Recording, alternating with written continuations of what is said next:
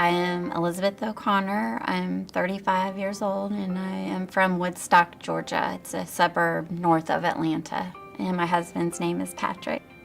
I've been married for 12 years and we have 2 children. I've got a 9-year-old girl, Abigale, and I have a 4-year-old son, Andrew.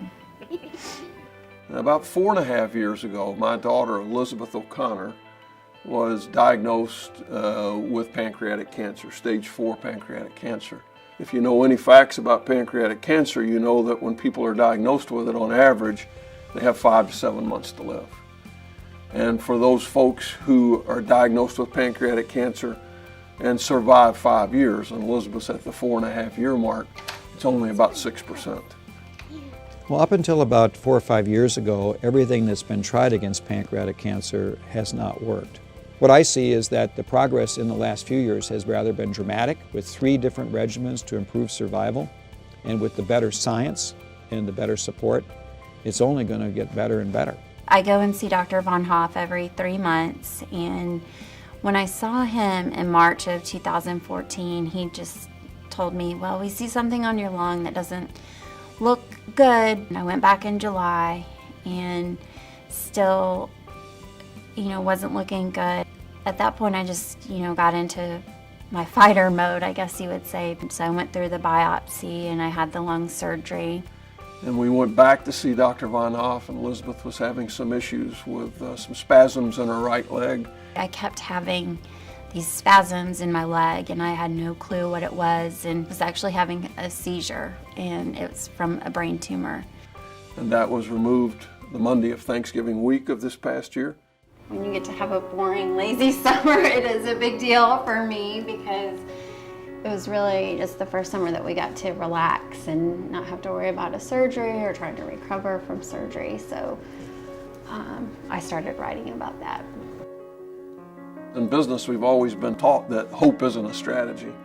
And I would say first and foremost in the battle against pancreatic cancer, hope is a strategy, because there are new drugs and there are great learnings taking place about pancreatic cancer. Every time I go and see Dr. Von Hoff, it's something new. It's constantly changing, and thankfully Dr. Von Hoff and his team are there to do the research. I'm excited actually, because I just feel like next time I go and see him, who knows what they might have the next time. What we say from someone who's coming in with pancreas cancer, we have to keep you going, because the breakthroughs will come. So hang in there with us. Let's keep trying. My involvement with Elizabeth, I think, has drawn us closer day by day as we've gone through this fight. My dad has become my life coach. When I need a pep talk, he's there. When he needs to get me back in check, he knows exactly what to say to help me realize, that what I'm doing and that I need to get back to fighting. He wouldn't let me give up. She's battling it, 22 months of chemo, 40 some odd days of radiation, 15 hours of major surgery. Like anybody with that kind of thing, she'll have her down days.